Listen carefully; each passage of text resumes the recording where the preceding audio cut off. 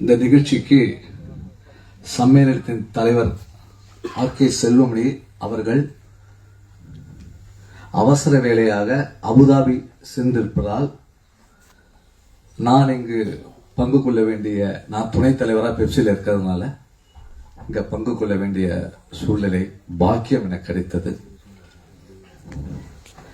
ஒரே ஒரு தலைவர் மட்டும் சொன்னார், இதை மட்டும் சொல்லிடு, MBS மட்டும் இல்லைன்னா நம்ம எல்லாம் அனாதையா இருந்துட்டு இருப்போம்,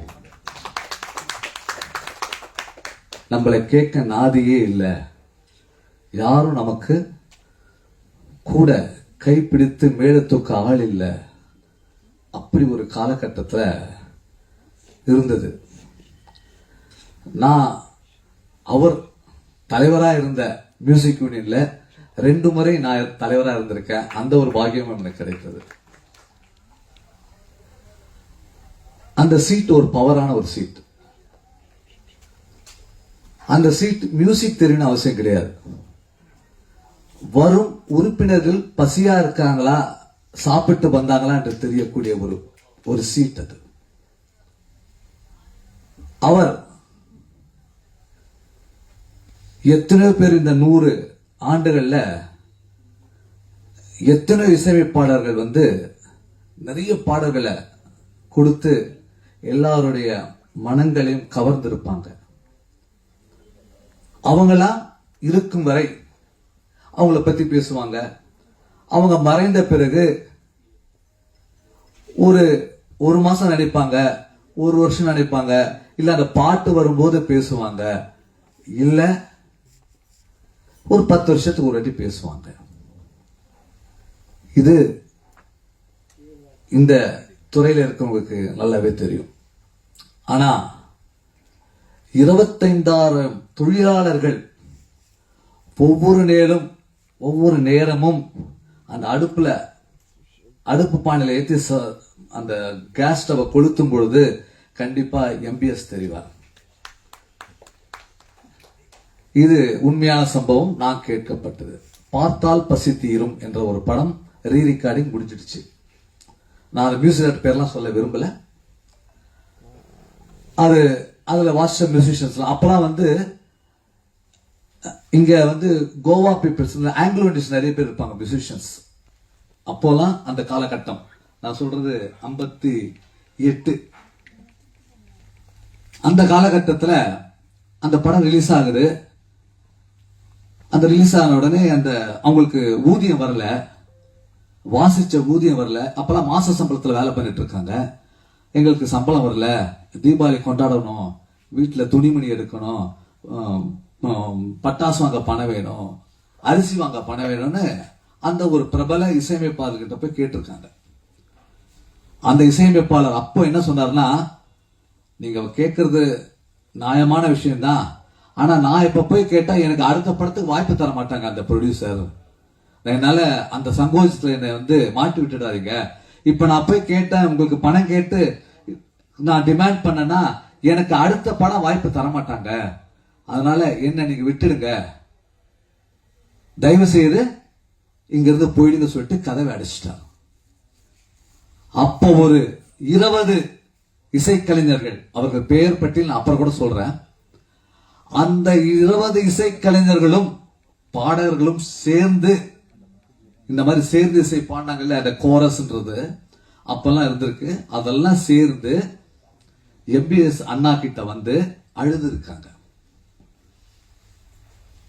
அந்த நேரத்தில் அவர் காதில் அவர் ஒரு இசையமைப்பாளராக எண்ணவில்லை. ஒரு இசையமைப்பாளர் என்ன சொன்னார் என்பது தெரிஞ்சு போச்சு உங்களுக்கு. என்ன நீங்க டிமாண்ட் பண்ணாதீங்க, எனக்கு அடுத்த வாய்ப்பு. இப்ப சொன்னாரு இவர் 20 வருஷம் ஏன் காலம் அவர் ஏன் இசையமைக்கல என்பது, அதுதான் அதுக்கு அர்த்தத்தை நான் சொல்றேன். ஏன் அந்த 20 வருஷம் அவர் இசையமைக்கலனா, அவருக்கு இசையமைப்ப வாய்ப்பு வந்தாலும் நான் இவங்களுக்காக நான் வேலை பண்ண போறேன் சொல்லிட்டு அவர் வேலையை ஒதுக்கி விட்டார். அதான் உண்மை. இசைக்கலைஞர்களுக்காக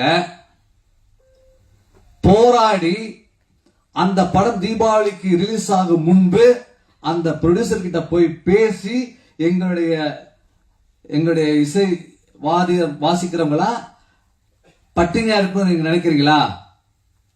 ஷர்ட்டை பிடிச்சி கேட்காத அளவுக்கு அன்பாக பேசி அந்த பணத்தை பெற்றுக் கொடுத்து அந்த தீபாவளியை கொண்டாட செய்து, அதுக்கு பிறகு 1957 ஆரம்பிக்கப்பட்டதுதான் திரைப்பட இசைக்கலைஞர்கள் சங்கம்.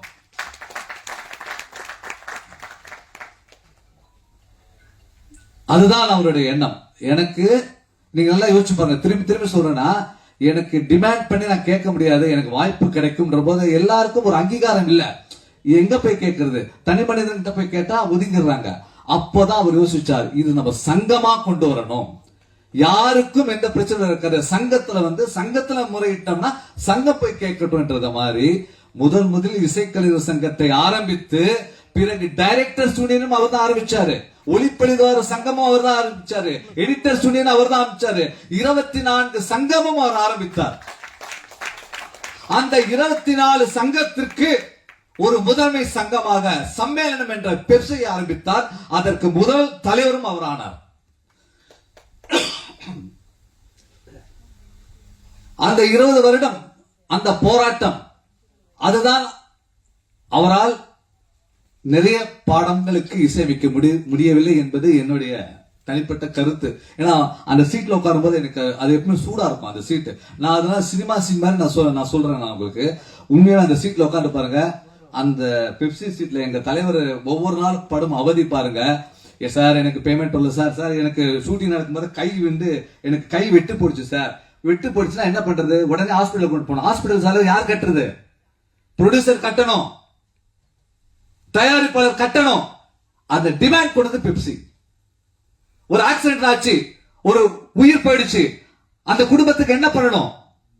பென்ஷன் கொடுக்கணும், அந்த குடும்பத்துக்கு அந்த டெத் ஃபண்ட் கொடுக்கணும்.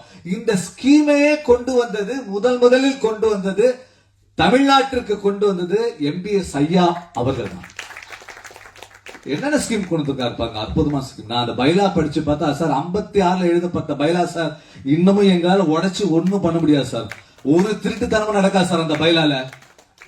நிறைய பேர் சொல்லுவாங்க, இந்த சங்கத்தில் தலைவராக உட்காந்தா திருட்டு போயிடுவாங்க, அதை பண்ண. எங்க எம்பிஎஸ் எழுதின பைலா எவனுமே கை வைக்க முடியாது. அந்த மாதிரி எல்லாம் உறுப்பினர்களுக்கு போக வேண்டிய அளவுக்கு அவர் பண்ணிட்டார் சார். சார் டெத் ஃபண்டு, நீ உனக்கு இதெல்லாம் சினிமான்றது லைம் லைட். ஒரு 5 வருஷம் தான் உனக்கு லைம் லைட், 10 வருஷம் லைட், அதுக்கப்புறம் 30 வருஷம் தள்ளணும்னா எப்படி? அந்த பென்ஷன் வசதியை கொண்டு வந்திருக்காரு சார். அப்பயே அவர் கவர்மெண்ட் சம்பளம் வாங்குற அந்த ஸ்கீமா அவர் இந்த சினிமா ஒரு கேட்பாரற்ற ஒரு துறை சார். இது சினிமால யாருமே, ஏன்னா அவன் என்ன கேட்கறான், நீ பணம் தான் கோடி கோடியா சம்பாதிக்கிற, உனக்கு எதுவும் நான் தரணும்னு கேட்பான். ப்ரொடியூசரும் அதான் கேட்பாங்க. ப்ரொடியூசர் என்ன கேட்பாங்க, நான் தான் பணம் கொடுத்துறேன், உனக்கு லட்சக்கணக்கில் நீ டிமாண்ட் பண்ணி வாங்குறல, நான் ஏன் உனக்கு தரணும்னு சொல்லுவாங்க. அப்படி இருந்தாலும் சங்கம்னு ஒண்ணு உருவாக்கி, இந்த 24 சங்கத்திலும் உருவாக்கி, இதுக்கு ஒரு ஃபெடரேஷனை உருவாக்கி, இன்னைக்கு நாங்க எல்லாரும் வயிறார சாப்பிடுறோம், நம்பிக்கையோடு இருக்கோம், எங்களுக்கு ஒரு அங்கீகாரம் இருக்கு, எங்களை கேள்வி கேட்க ஆள் இருக்குன்றதுக்கு கொண்டு வந்தது இந்த எம்பிஎஸ் அவர்கள் தான் சார். இங்க மட்டும் பண்ணல சார், அவர் பாம்பேல போய் IPRS ஒரு இதை ஸ்டார்ட் பண்ணிருக்காரு sir. Indian performing rights society என்ற ஒரு நிறுவனத்துக்கு அவர் முதல்ல புள்ளியார் சொல்லி போட்டார் சார். அது என்ன தெரியுமா சார், இப்ப நம்ம கேட்கலாம், ராஜா சார் இவ்வளவு பாட்டு வருது, அந்த ராயல்டி எங்க போடுது? அந்த ராயல்டி பேசிக் 56ல கொண்டு வந்திருக்காரு சார். அவர் கொண்டு வந்து இன்னைக்கு நான் மன்மதராசா எங்க ஒழிச்சாலும் எனக்கு அந்த ராயல்டி வரா மாதிரி அவர் பண்ணிருக்காரு சார். அவர் அது எங்க வேணா ஒழிக்கட்டும், அது திரைப்படத்தில் ஒழிக்கட்டும், இல்ல ஷோல பாடுறாங்க, எங்க ஒழிச்சாலும் அந்த ராயல்டி எனக்கும், அந்த யுகபாரதி பாடல் யுகபாரதிக்கும் அந்த தயாரிப்பாளர் அவர் இல்லை. ஏன்னா தயாரிப்பாளர் ஏன் இல்லைன்னா அது புரிஞ்சுக்காம இருக்காங்க சார். தயாரிப்பாளர்னா அது பப்ளிஷர் கிட்ட போயிடுது, அதாவது அந்த ஆடியோ ரைட்ஸ் வித்துடுறாங்க, அது அதனால கேசட் கம்பெனி போயிடுச்சு. சோ அதுல 33% விழுக்காடோட 33 கம்போசர், ஆத்தர் அண்ட் பப்ளிஷர், இது 99%, 1% அவங்க சர்வீஸ் சார்ஜ். இப்படி 100%க்கு விழுக்காட போட்டு எழுதி அமைத்ததுதான் எம்பிஎஸ். இன்னைக்கு நாங்களாம் ராஜா மாதிரி இருக்கோம், ஒரு பாட்டு பண்ணிட்டா போறோம், எங்களுக்கு ராயல்டி வந்துட்டு இருக்கு. இது HMI அயோக்கியத்தனம் பண்ணாங்க. HMI என்ன பண்ணிருக்காங்க, அந்த காலத்துல சுசிலாமா வாய்ஸ், TMS வாய்ஸ் எல்லாம் ராய்க்கு கையெழுத்து எழுதி வாங்கிடுவாங்க. உங்களுக்கு இந்த ஒரு அமௌண்ட் கொடுத்துறேன் டிமாண்ட் பண்ணி எழுதி வாங்கிடுவாங்க. ஆனா இப்ப எழுதி வாங்குறது இல்ல, நாங்க சாகுற வரைக்கும், நான் செத்த பிறகு என் குடும்பத்தாருக்கும் அந்த பணம் போகிற அளவுக்கும், நான் இசையமைத்த போகும் பணம் போற அளவுக்கும் என்ற ஒரு ஐடியாலஜிக்கல் இப்படி ஒரு விஷயத்தை ஏற்படுத்தி கொடுத்தவர் தான் சார் எம்பிஎஸ். அவரை பத்தி பேசணும்னா பேசிட்டே இருக்கலாம் சார். இனி நூற்றாண்டு எத்தனையோ பேர் இசையமைப்பாளர் இருப்பாங்க, அவங்க எல்லாம் மறைஞ்சிடுவாங்க, அவங்க எல்லாம் மறந்துடுவாங்க. ஆனா எம்பிஎஸ் அவர்கள் மட்டும் மறக்கவும் முடியாது, அழிக்கவும் முடியாது. அப்பேற்பட்ட மாபெரும் மேதை தலைவர் சார் அவரு. 1 லட்சம், இங்க வந்து 25,000 குடும்பம் இன்னைக்கு பாம்பேல இருக்கிறாங்க. இந்திக்கார, ஒரியா பாடல், தெலுங்கு, தமிழ், கன்னடம் எல்லா பாட்டுகளும் எத்தனை 3 லட்சம் பேர் இருக்காங்க சார். 3 லட்சம் பேருக்கும் குடும்பத்துக்கு மாசமான ராயல்டி ஒரு பேசிக்கை ஏற்படுத்தி கொடுத்தவர் தான் இந்த எம்பிஎஸ். அப்ப 3 லட்சம் குடும்பம் இன்னும் அவரை கடவுளா அவரை வந்து பூஜித்து கொண்டிருக்கிறார்கள். இப்படிப்பட்ட மாமேதை, இப்படிப்பட்ட ஒரு நமக்கு கிடைத்த ஒரு பொக்கிஷம். அவங்களுடைய தங்கை இங்க உட்கார்ந்து சொல்லும் போது, madam we are very thankful to you madam. we always ஏன்னா எங்களுக்கு கேப்பாராட்டும் தோசை மேடம். நாங்களாம், எங்க அப்பா வந்து ஆர்கனிஸ்ட், அவர் எம்பிஎஸ் சாருக்கு தெரியும். எங்க அப்பா வந்து ஆர்கனிஸ்ட். அவர் சொல்லுவார், எங்க அப்பா சொல்லுவார், ஐயோ அவரு தான்டா நமக்கெல்லாம் அப்படி சொல்லுவார். நான் பார்த்ததில்ல, நான் பார்த்துருக்கேன், ஒரு வாட்டி தான் பார்த்துருக்கேன். ஆனா அந்த சீட்ல உட்கார பாக்கியம் எனக்கு இப்படி வந்துச்சுன்னு எனக்கே தெரியல. எல்லாரும் எனக்கு ஏற்படுத்தி கொடுத்தாங்க மேடம். ஸோ உண்மையாவே இது வந்து கண்ணீர் மழை தான் சொல்றேன். உங்க குடும்பம் 7 ஜென்மமும் வாழ்ந்து தூக்கணும். ஏன்னா நீங்க எங்களை வாழ வச்சவங்க. எத்தனை 3 லட்சம் தொழிலாளர்கள் இருக்காங்க. இது இசைக்கலைஞர் மட்டும் இல்ல மேடம், இசைக்கலைஞர் மட்டும் நினைச்சுக்காதீங்க. டைரக்டர்ஸ் எல்லாருக்கும் இந்த ராயல்டி பேஸை கொண்டு வந்தவர், இந்த சங்கம் டெட் ஃபண்ட் கொண்டு வந்தவர் அவர் தான். எல்லா சங்கத்திலும் டெட் ஃபண்ட், பென்ஷன், எதனா மருத்துவ உதவி எல்லாத்தையும் கொண்டு வந்தது அவர் தான் மேடம். அதனால இந்த சினிமா துறையை மட்டும் மறக்க முடியாத ஒரு நபர்னா அது எம்பிஎஸ் அவர்கள். அவருக்காக எனக்கு பேச வாய்ப்பளித்த அண்ணன் பிரளயன் அவர்களுக்கும், நா பாலகிருஷ்ணன் அவர்களுக்கும், ரவீந்திர பாரதி அவர்களுக்கும், சுபா அருணாச்சலம் அவர்களுக்கும் மற்றும் சிறப்பு விருந்தினர் அனைவருக்கும் என் வணக்கத்தை தெரிவித்துக் கொண்டு, இங்கு பீட் சேர்ந்து குழு ரொம்ப அற்புதமா பண்ணாங்க. அக்கா நல்லா பண்ணுங்க, நீங்க நல்லா கண்டக்ட் பண்ணீங்கக்கா. நானும் ஒரு கண்டக்டர் தான், நானும் நிறைய படத்துக்கு கண்டக்ட் பண்ணிருக்கேன். உங்களை பார்க்கும்போது எனக்கு ரொம்ப ஆச்சரியமா இருந்துச்சு. சிறப்பா பண்ணீங்கக்கா.